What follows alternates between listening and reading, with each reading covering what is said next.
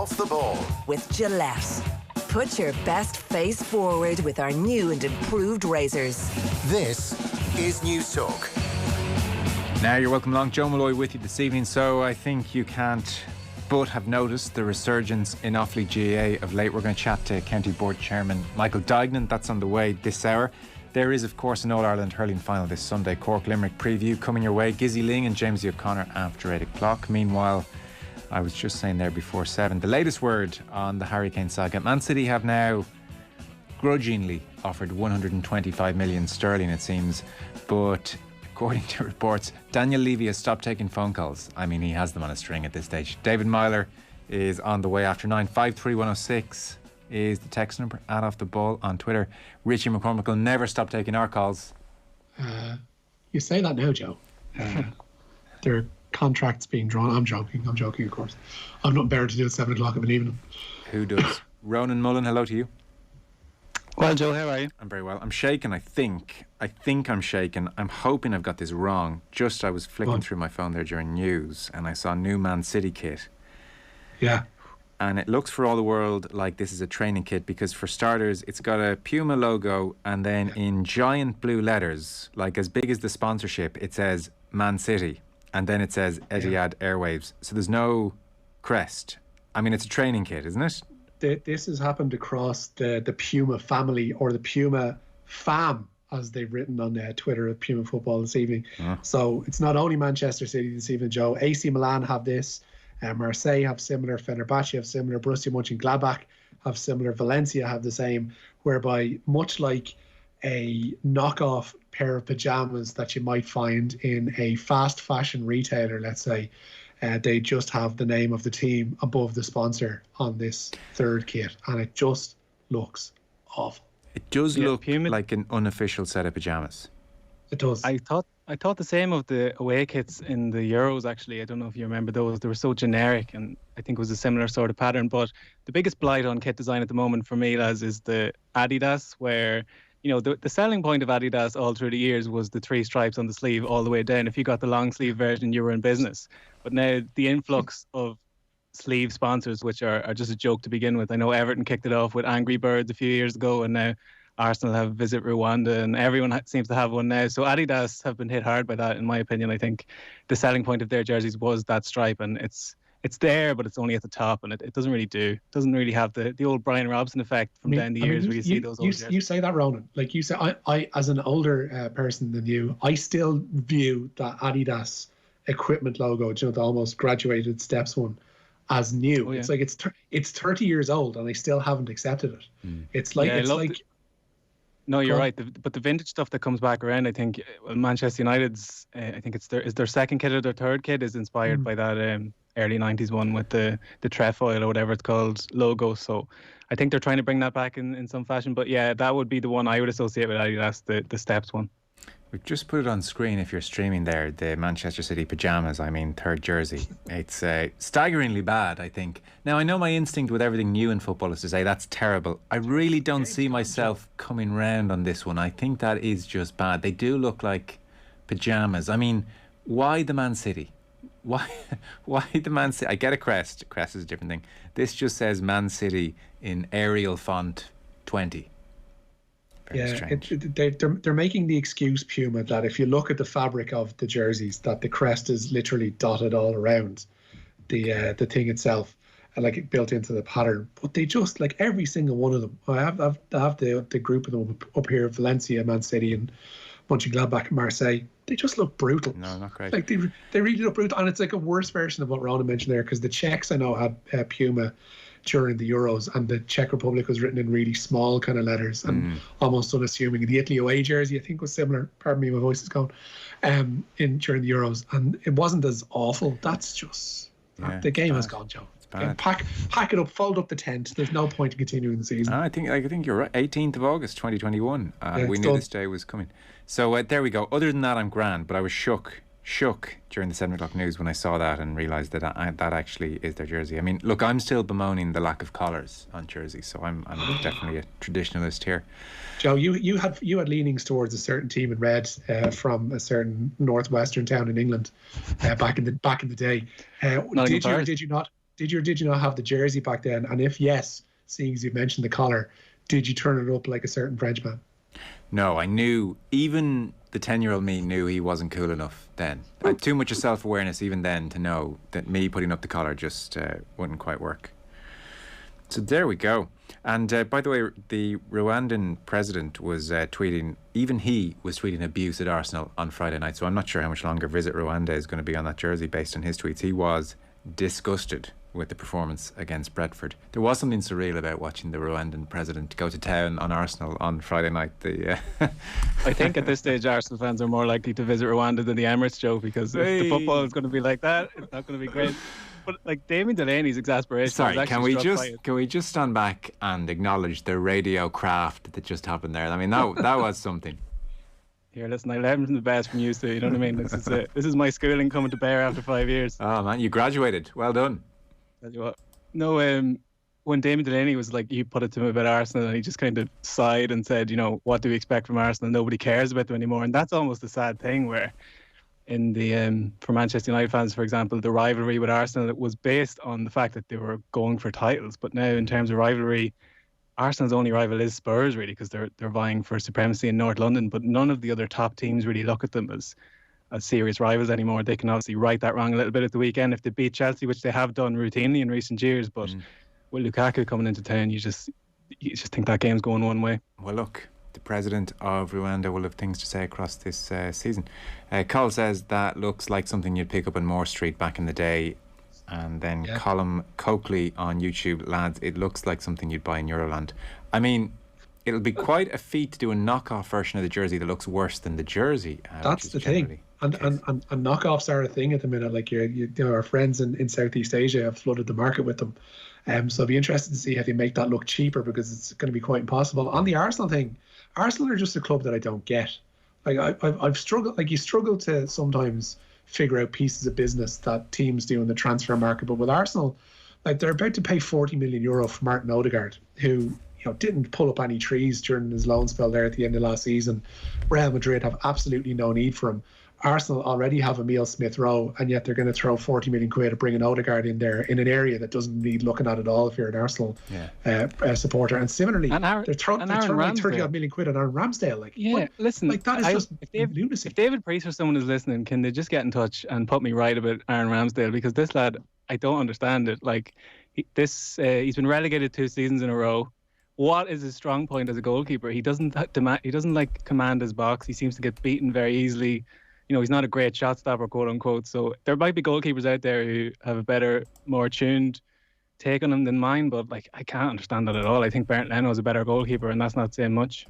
Let's not talk about Arsenal. Genuinely, even if we just have to have silence for 20 minutes, we can do better than analysing Arsenal. Oh, come on. Well, we'll touch on it later with the lunacy of ours. David Myler. Is fun. Yeah. Scary thing is that bit of tat will probably set you back mucho dinero when you get to the tail, says Frank. Yeah, I've no doubts. I was just £70 sterling apparently. 70 sterling. 70 sterling. Okay. 80, you'd imagine over here, something like that. I would think so. Okay. Let's get into the news round, see what's going on. I get the impression it's a quiet day. I just have had that sense. I've had the head down, but I haven't seen any attention-grabbing headlines. The news round is brought to you by Gillette. Put your best face forward with their new and improved razors. So, what has been happening today? Yeah, Plymouth United, Joe, fell at the first hurdle this morning in their attempts to qualify for the Women's Champions League. They went down 5-2 to the Serbian champion Spartak Subotica in Enschede.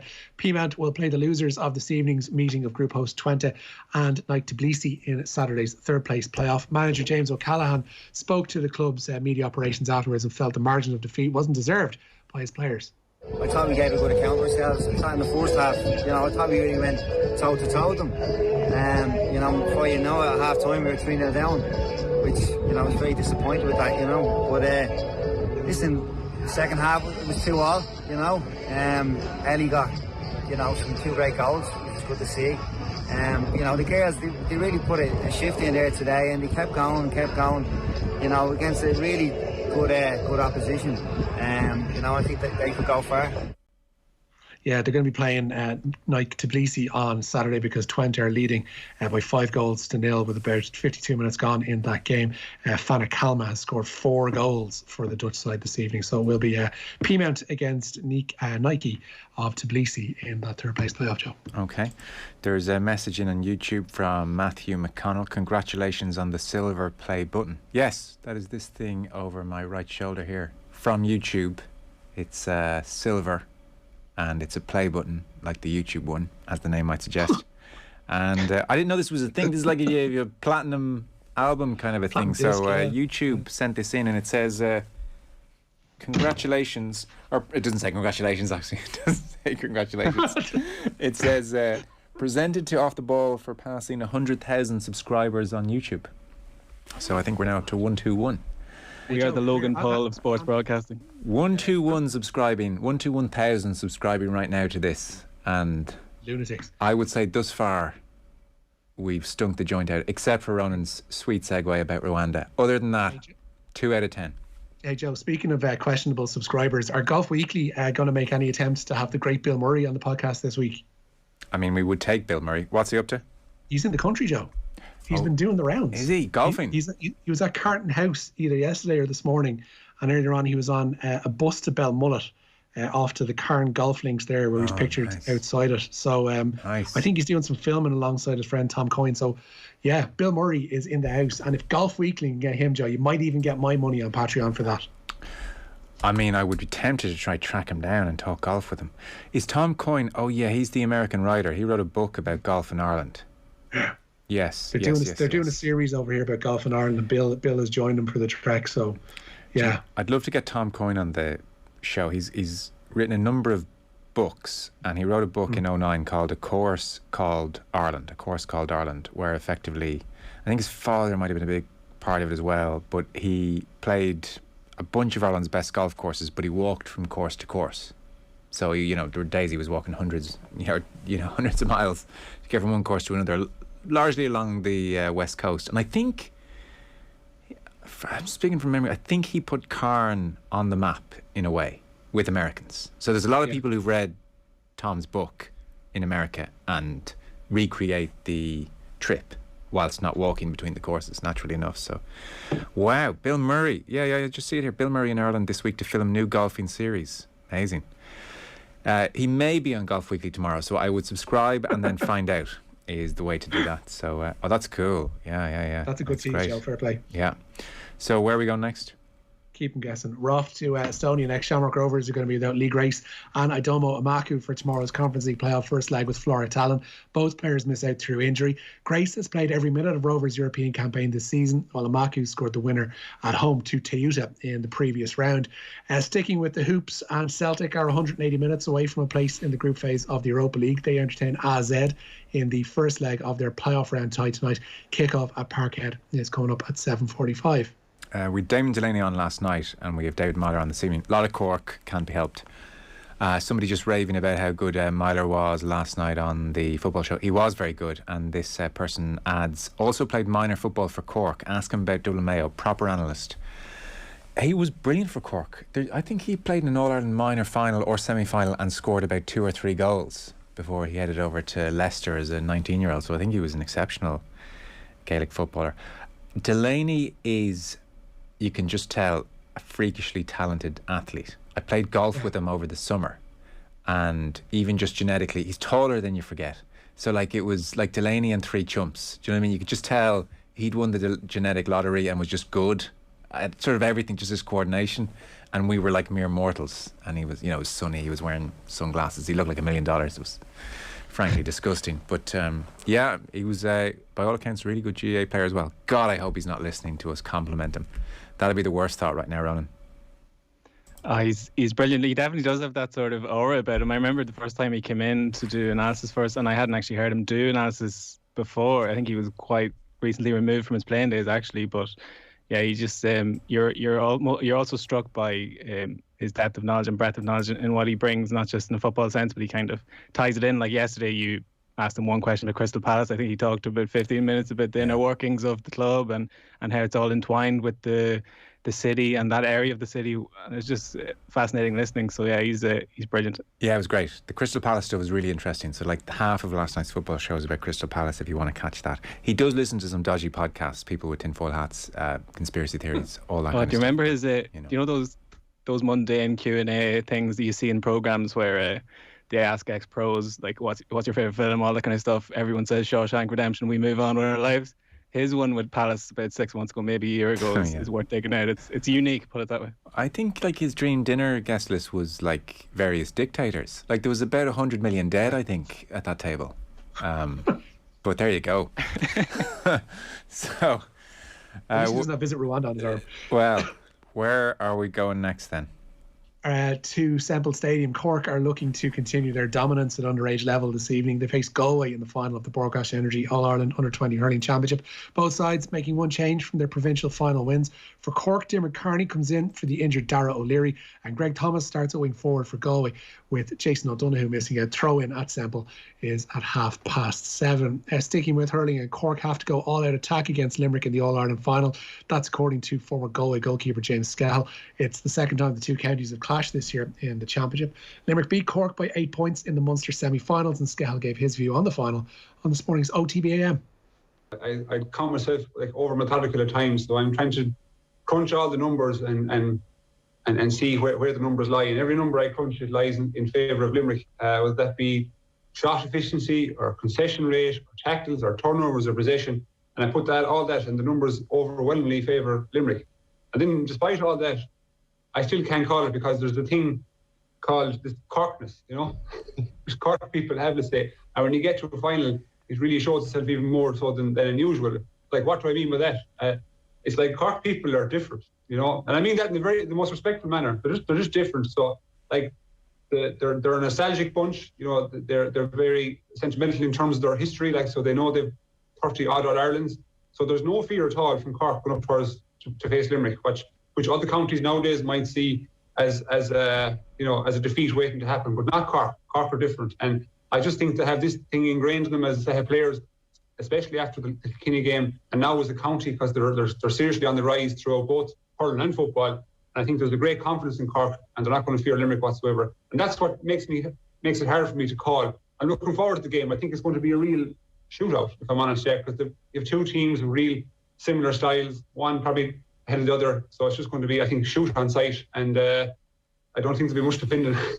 Shootout would be fun, that's for sure. Limerick obviously sitting quietly looking to make it 3 in 4 years. So Gizzy Ling on the way after 8 o'clock, and Jamesy O'Connor as well. I'm going to ask them about this Corkness. I mean, we're hearing a lot about Corkness lately. I don't know why that is, just this rejuvenation of They're Corkness. Back, Joe. They're back. Yeah. Like, you look at how they're performing on underage level, and I know we mentioned it last night, and I'll probably come up later on with Offaly in terms of, you know, one swallow doesn't make a summer, and just because you got one bunch of underage players doesn't mean that they're all going to come through at the same time and provide senior success.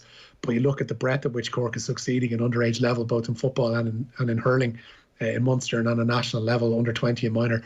It's scary. You know, we've always said that if they are somebody who do get their house in order, and it has been a while since it has been fully operational, if they do get their house in order, then they can become a force in both codes going forward for the next few years. And that seems to be like they've definitely made strides, and the problems that were at underage level have dissipated.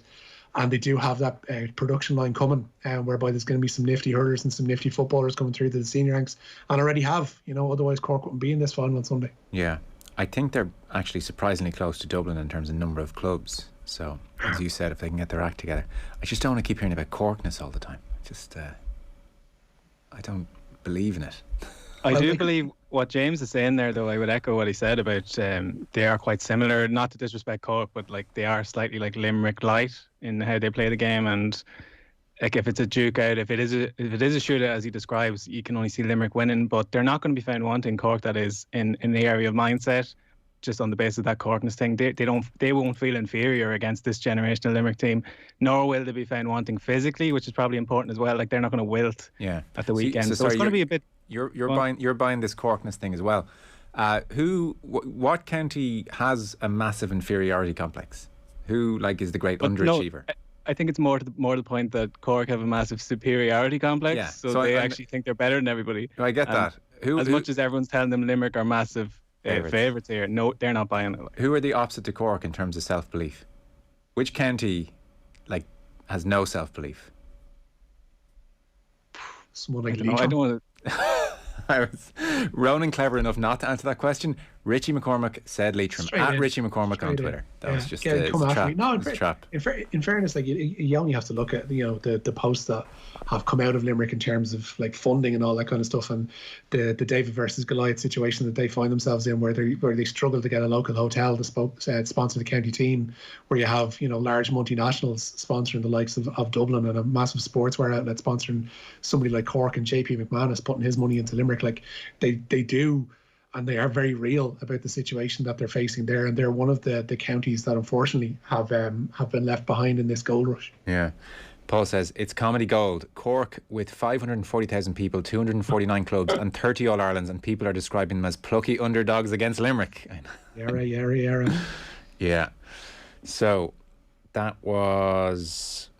Well, I can't remember what the last story was. James Skell talking about the final. Yes, sorry, James Skell. James Skell's a brilliant pundit, by the way. He's been so good all summer, so that's worth catching on YouTube. He was on OTB AM this morning, so you can stream the full show in all the usual places or on the OTB Sports app, and then you'll be able to watch the full Skell interview, I would guess, on YouTube or podcast as well. So that'll be worth a listen. Yeah. Just to give an unsolicited plug for the football pod with Paddy and Andy, I think it's available everywhere today, but I just caught that clip of Andy Moran paying tribute to Rob Hennelly, and it's really incredible stuff if people want to check out. I don't think everyone's familiar with the Hennelly story and what he's been through and what a redemptive moment that was from the other day, but the extent to which he's like a spearhead of that dressing room and has been for the last few years probably passed me by. I don't know about other people, but yeah, just extraordinary stuff, so it's worth checking out. I think he said he was his I don't want to use the wrong adjective, but most important teammate, most influential teammate, best teammate, but kind of a sense of he really leads the dressing room. He's a fulcrum of the dressing room,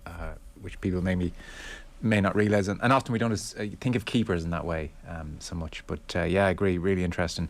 So where are we going next, Rich? Former Republic of Ireland under-19 boss Paul Doolan is the new man in charge of Athlone Town. The ex-Drogheda United and Cork City boss takes over from Adrian Carberry, who left the club yesterday. Athlone are 6th in the First Division after a run even of 1 win in 10 matches. And some sad news as well today. Former Waterford United captain Roy Butler has died at the age of just 23 following short illness. Butler captained his local side during the 2016 campaign. He was brought through by Roddy Collins down there, and he captained the side while still a teenager. Elsewhere, Arsenal are expected, as we mentioned, to confirm the signing of Martin Odegaard shortly. It's believed the Norwegian playmaker has agreed a 5-year contract at the Emirates.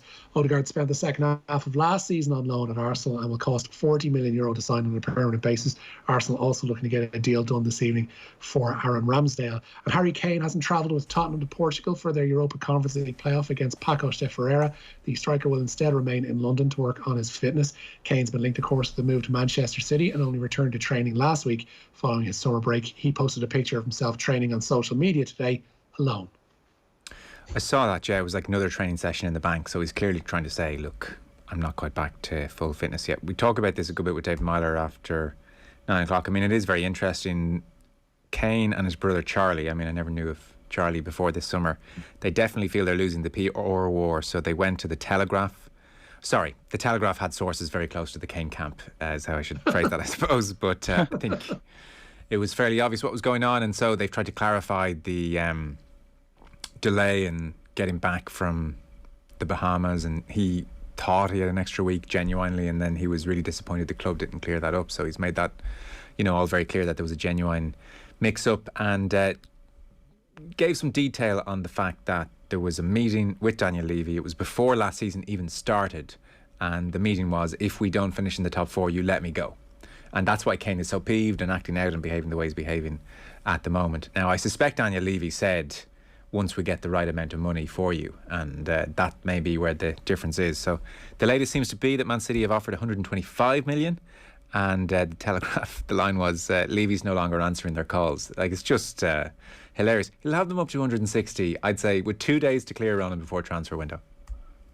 Yeah, the one thing you don't need to give Daniel Levy is leverage. He is a master at these kinds of negotiations, even when the things seem to be against him, like the Luka Modric one, where similar thing, I think, where it was a gentleman's agreement. Luka Modric was under the impression he was free to leave, Levy basically said, you're not going to an English club, whatever about abroad. And then a year later, Real Madrid came in and he got more money than he would have gotten. So that's not quite the case here. I do think Kane's a depreciating asset there in that squad where, like, in 12 months' time, will they get upwards of 150 million for him? I think you can safely say no. Some of the strikers that are emerging onto the top echelon of football at the moment. I think Kylian Mbappe, if his future's not resolved this summer, he'll be, I think, going for free next summer as well. So, you know, I don't know where Harry Kane's going to be in the shopping list for these top clubs next month, or next year. So it's kind of now or never for him. The agent thing is interesting. Like, whatever about keeping it in the house, it's very nice that his brother gets a commission fee, but you don't see other top players getting left in the lurch like this, signing a 6-year contract with no get out clause. I mean, come on, this is basic stuff. And Mino Raiola, for all he's lampooned, I don't hear many players giving out about how he treats them. Like Jesse Lingard's not getting forced out of Man United, if you take that as a small example. Similarly, Paul Pogba has Man United over a barrel effectively going into this season. So I think Harry Kane will be reconsidering his options. Yeah, like I do have some sympathy for Kane with the gentleman's agreement and now he's not being allowed go. But then equally, I do have some sympathy for Daniel Levy in that we signed a 6-year deal. So in fairness, I'm entitled to think you'll see out the contract, and totally agree on the get out clause. I mean, if Jack Grealish worked in the £100 million sterling release clause, you would have thought Harry Kane had a lot of leverage and Spurs would have been desperate to keep him, and so he could have got a £100 million release clause in there if he'd really pushed for it. You know, it's amazing that they just signed 6 years, and that's great with us. You know, it was like very generous on Kane's part. I suspect he felt with Pochettino there and where Spurs were at the time, things were really moving in the right direction and the stadium was coming on board and all of that, but it was still probably naive in hindsight. Anyway, we'll talk to David Milder after 9 o'clock, amongst other things. We'll talk about Kane amongst other things. Ronan Mullen, thank you. Appreciate it. Cheers, Joe. Richie McCormack, thanks as ever. Bring me Bill Murray, Joe. Yes, Bill Murray tomorrow on Golf Weekly, potentially. And then after 8 o'clock, we'll talk All-Ireland hurling final. In the meantime, very nice to see. I think all of us have a soft spot for Offaly GAA. Some All-Ireland success at the weekend. Bit of a resurgence happening there. Michael Duignan is going to join us next and chat about all that. The news round on Off the Ball. With Gillette. Put your best face forward with our new and improved razors. News Talk Breakfast. I'm thinking back to half a century ago nearly when I was starting school. I started